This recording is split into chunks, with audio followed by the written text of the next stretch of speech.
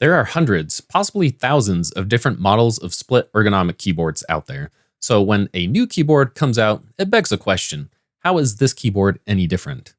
This is MoErgo's newest keyboard, the Go60, and despite the huge variety of options, the Go60 actually fills a gap in the market. Like all keyboards, it's not perfect and it has its flaws, but it also has some unique features that make it stand out from the crowd. I've been using the Go60 as my daily driver for the last 4 weeks, and in this review, I'll be sharing my honest thoughts and opinions.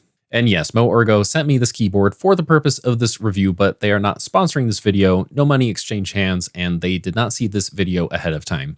For some added context, MoErgo is mainly known for the Glove80, an ultra ergonomic keyboard, which gets mentioned quite a bit on this channel, but there's really no comparison with the Go60.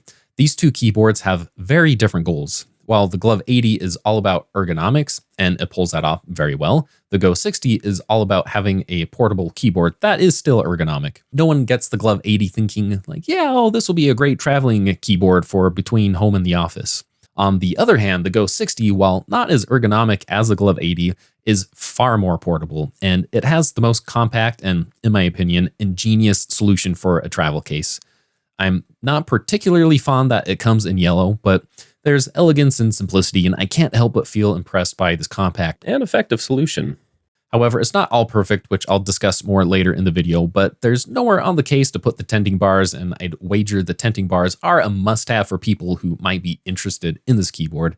And if you get the palm rests, which are an additional cost, then the keyboard becomes even less travel-friendly. That said, excluding the palm rests, which are intended more for a permanent workstation, this is a very compact travel setup. Next, I want to talk about the typing experience. This part is always hard to discuss because it's so dependent on personal preference. It'd be like if I left a glowing review of an ice cream shop, but only tasted my favorite flavor without trying the dozens of other options. That said, up to this point, I've tried my fair share of split keyboards, and this one has one of the smoothest typing experiences of any that I've tried. This is mainly due to the silent linear cherry blossoms, a key switch that MoErgo developed in partnership with Kale.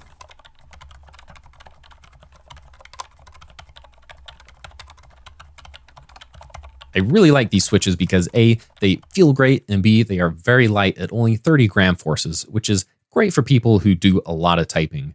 For a while there, I used the Linear Red Pros, another popular and light key switch, but the Cherry Blossoms, in my opinion, feel way better. If you prefer heavier switches but still want a smooth typing experience, MoErgo also offers the Plum Blossoms.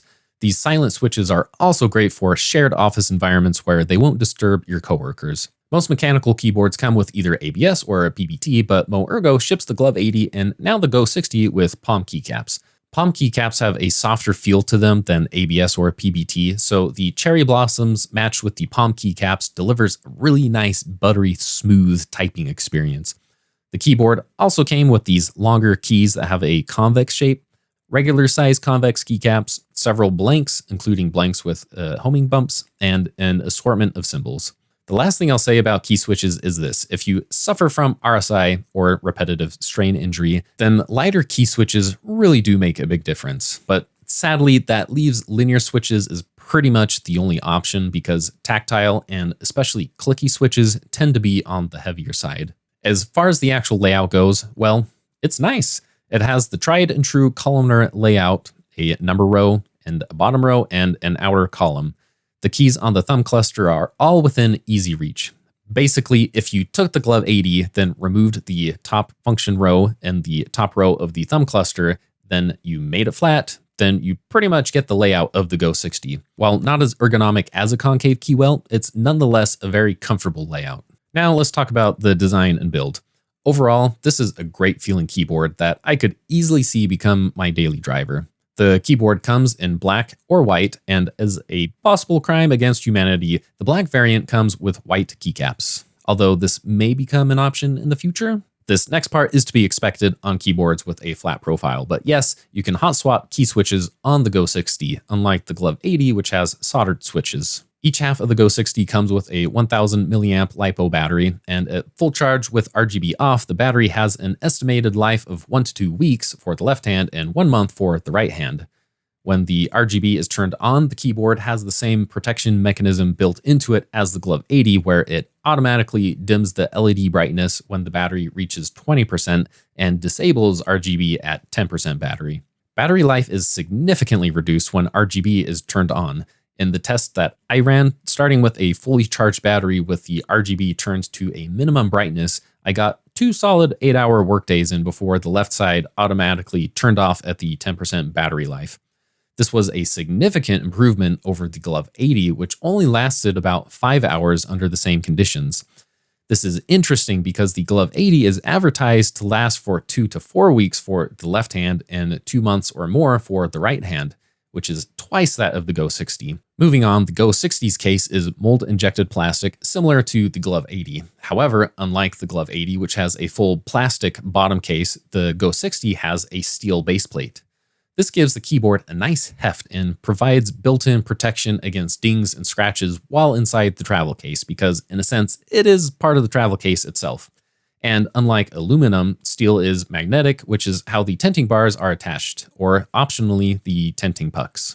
I'm also so pleased with the rubber feet, which seem far more durable than the little circular feet found on many split keyboards. These little feet are always glued into place and always come off after a few months of use. If you lift up the pads on the Go60, then yes, you can see some glue, but they're also inset into the case itself to provide mechanical properties helping to keep them in place. For connectivity, the Go60 can operate completely wirelessly over Bluetooth. For environments with high RF noise, such as a conference room, then you can also connect the two halves with a TRRS cable. And for environments where Bluetooth is prohibited, you can use a hardwired connection to the host machine. With the TRRS cable and USB-C connection to a host machine, it's possible to have a completely wired setup. You can even build firmware that is wired only and entirely disables Bluetooth support. This may be important if you're worried about a bad actor exploiting a Bluetooth vulnerability. Say you work for the NSA and you need to protect national secrets, or perhaps you're writing a book in a public cafe and worried someone might leak the unfinished draft of your novel. In the latter case, your work is going to be stolen anyways to help train AI, but I digress. MoErgo is positioning the Go60 as the keyboard for ultimate traveling ergonomics, and I would say I have to agree. For comparison, the next most travel-friendly keyboard I have is the Voyager. When comparing the keyboards side by side, the Voyager definitely has the smaller footprint, but the Go60 manages to pack more keys into roughly the same amount of space. This is because the Voyager has MX spacing between keys, where the Go60 has a variable pitch between keys. This not only results in a more compact layout, but also a more ergonomic one. If you cut off the section with the trackpad on the Go60, it actually has a very comparable footprint to the Voyager, while beating it out in pure ergonomics and packing in a few extra keys. Height-wise, the cases are identical, although the Go60 sits about 1 millimeter taller off of the desk when accounting for the rubber feet. For tenting, the Voyager only came with these tiny magnets, whereas the Go60's tenting bars allow you to choose between 6 steps, starting at 6 degrees with one tenting bar, up to 17 degrees when fully extended. Also, back when I used the Voyager as my daily driver, I had to make sure to pack up the TRRS and USB-C cables whenever switching between home and work. Forgetting the USB-C cable is forgivable, but very few people tend to have a spare TRRS cable laying around. And yes, that did happen to me before. Besides that, the daily setup and teardown became pretty monotonous over time, where on the other hand, the Go60 can operate either wired or wirelessly, as I already discussed, so you can just pull it out, turn it on, and you're good to go. But it wasn't just the keyboard I had to pack up. Something else I had to pack up every day with the Voyager was a mouse. On the other hand, the Go60 has an integrated trackpad, making this definitely the most compact setup I have ever used. Everything I need for daily work fits within this very tiny footprint. Whether this is true for you depends on if a trackpad is good enough for your needs. I certainly wouldn't use the trackpad on the Go60 for anything with a mouse-heavy workflow, such as gaming or graphic design, but it's really convenient to have built straight into the keyboard. Don't get me wrong, the Voyager is still a relevant keyboard and a top favorite in my collection. Stylistically speaking, the Voyager is no doubt the better looking keyboard. And if you don't mind the Voyager being wired only, then it still has a best-in-class layout configurator, which in my opinion is almost as important to the user experience of owning a programmable keyboard as the physical keyboard itself. And to ZSA's credit, they recently released the Navigator, a trackball for the Voyager. As mentioned earlier, MoErgo will offer optional wooden palm rests made from natural walnut. The palm rests magnetically attach, which makes docking and undocking the keyboard quick and easy when you do need to move between locations. However, these are really meant for people who have a dedicated workstation and want to maximize comfort at that location, since it kind of undermines the Go60's primary goal of portability. So if you're someone who moves a lot between workstations, I just skip the palm rests and just use the standalone tenting bars. But if you do get the palm rests, they are very well made. The walnut has an incredibly smooth finish that brings out the natural grain of the wood. A nice but subtle detail of the palm rest is that the grains of each half match up when placed side by side, showing that they were cut from the same piece of wood. And this should prevent any kind of weird and unsightly grain matching when getting your palm rests, guaranteeing that the palm rests that you do get are going to look pretty good together. Although be prepared to perform regular maintenance to keep them looking their best. According to the user guide, rewaxing should be done every 1 week to 3 months depending on use, climate, and how dry the wood feels. It even goes as far as recommending to strip the oil finish and apply a varnish to the walnut if you have excessively sweaty palms. The palm rests also include a magnetic attachment point for the tenting puck, although as I'll discuss later, the trackpad capabilities might be a limiting factor depending on your needs. Moving on, tenting is far more user-friendly than the Glove80, but still not quite perfect. The Digma Defy and Digma Raise 2 still wear the crown for the best tenting solutions I've tried, at least in my opinion.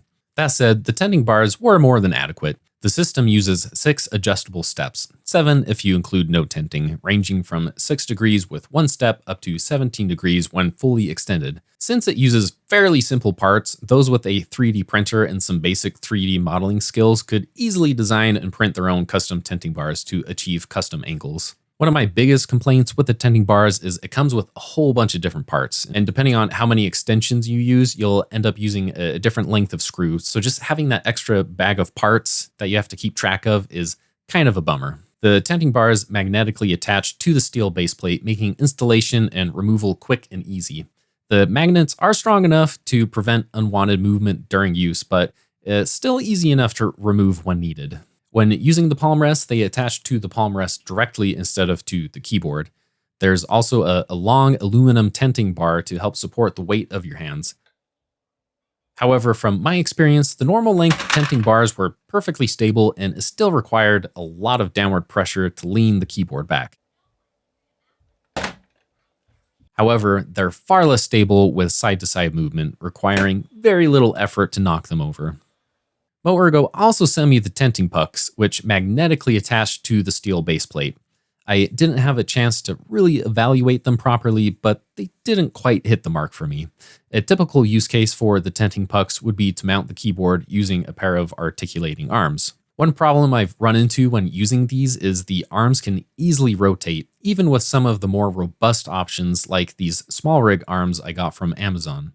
So you either have to crank down on the tension, which can damage the hardware, or preferably whatever you're mounting with will have the 2 little holes matching up with the little nubs found on many articulating arms. But the pucks don't have the female mounting holes to prevent that unwanted rotation without excessive tightening. Additionally, the holes on the steel base plate used to align the back of the puck to the keyboard are really small, and it makes it really difficult to align the puck to the keyboard when attaching it.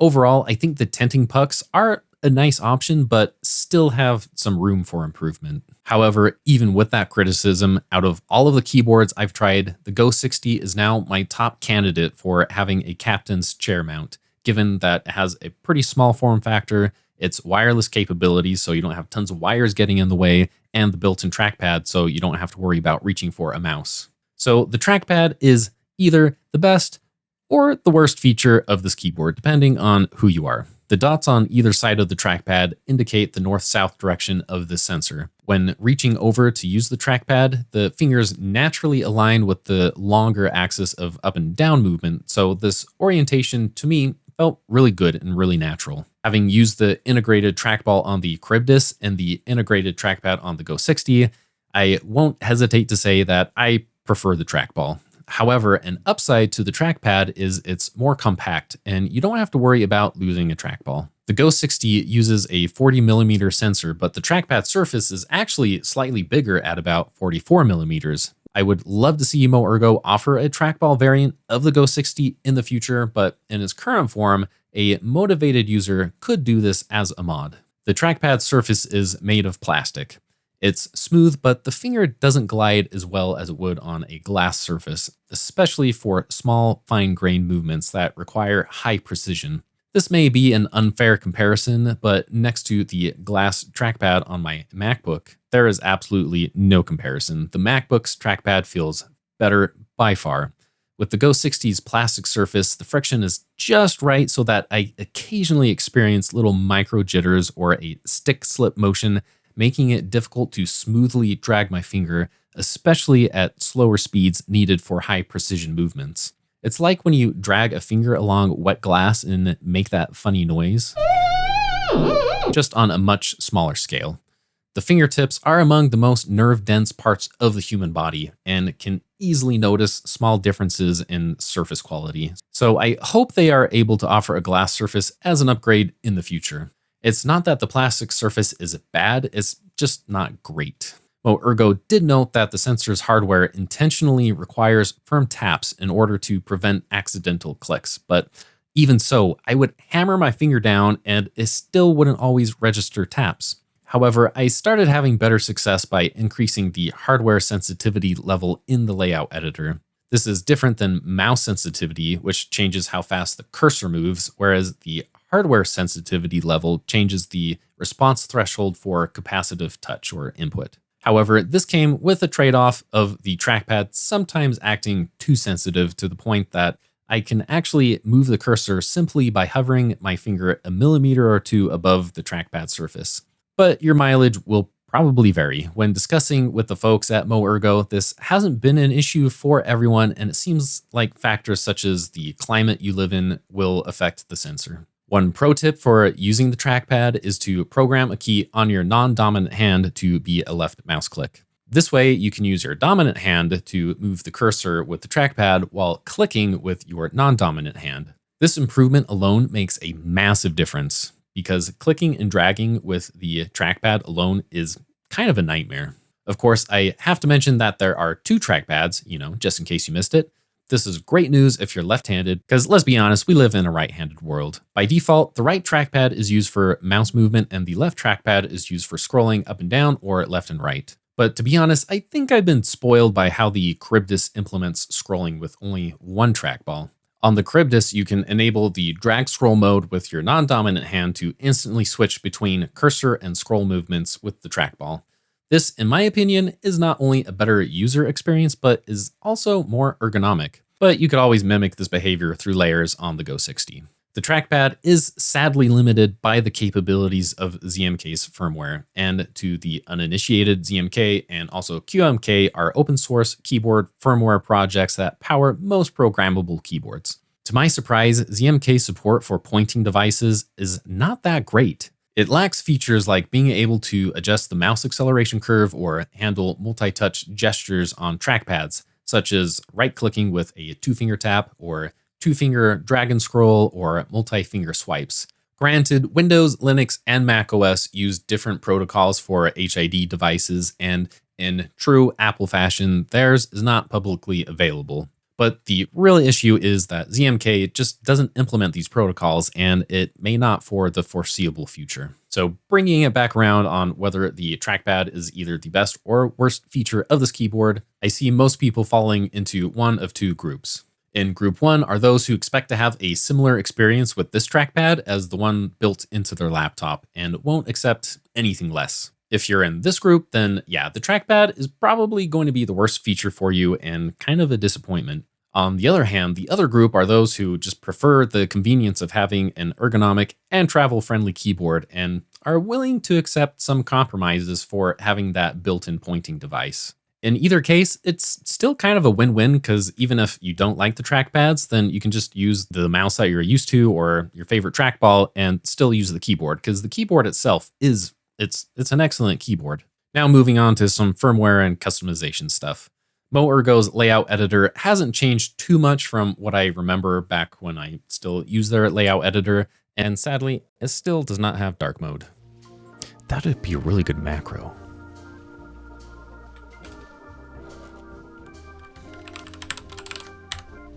Despite its downsides, it is a very capable layout editor. As one example, I have a very tailored preference for how I configure HomeRo mods, which is impossible to do in most layout editors. MoErgo actually nailed this in their editor, making it possible to easily gain fine-tuned control over tap timings and activation keys to achieve a really great experience with HomeRo mods. Without these settings, it's really easy to accidentally activate HomeRo mods during normal typing. But moving on, the flashing process itself still feels pretty dated. It's the same on the Glove80 and pretty much every keyboard running ZMK and a whole host of keyboards running QMK, where you have to build the firmware, mount the keyboard, drag and drop the firmware onto the keyboard, and then, at least if you're on macOS, have that annoying notification that pops up you have to close every single time saying that a device was not ejected properly. All right, so some closing thoughts. This keyboard nails its primary goal, portable ergonomics. If you're looking for a split ergonomic keyboard that travels well, has wireless capability, and includes an integrated pointing device, then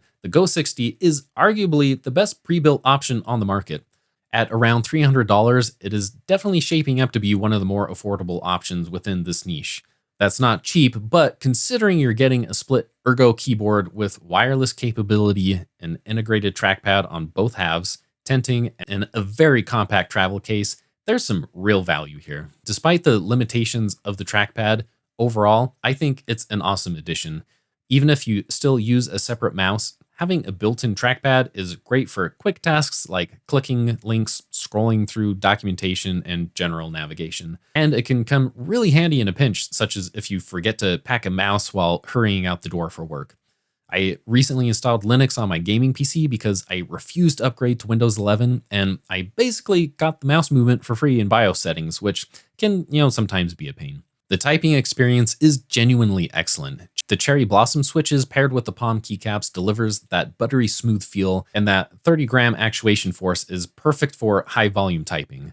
The thumb cluster is also really well positioned, and the columnar layout just works. Build quality is solid. The steel base plate adds that nice heft and some durability, while the magnetic tenting system is pretty user-friendly. Battery life is very respectable with the RGB turned off, though it tanks pretty hard with the RGB turned on. The layout editor gets the job done, and it has excellent HomeRo mod configuration capabilities, but ZMK is holding this keyboard back.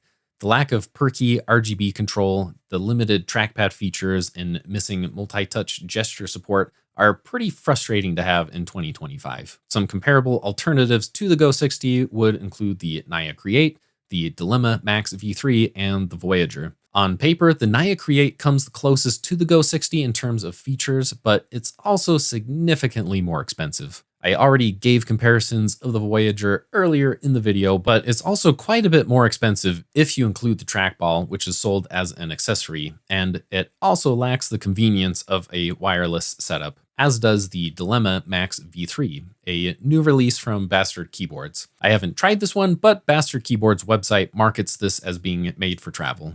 So, would I use the Go60 as my daily driver? Absolutely, especially if I needed to switch between workspaces often. Personally, even without the trackpads, the rest of the features that this keyboard offers are worth it. It's not perfect, but what it does really well. And you know what else is worth it? Liking and subscribing, because it really helps out the channel. I have more reviews coming up, including the Digma Raise 2, the Cyborg, a follow-up to the Svalbard, and ZSA's Navigator trackball for the Voyager, and some more. So if you want to see what it looks like when I get really frazzled from overcommitting myself to a content schedule, then yeah, stay tuned. Yeah, this is fine. Everything's fine. You need like... Why is this so hard? I don't know.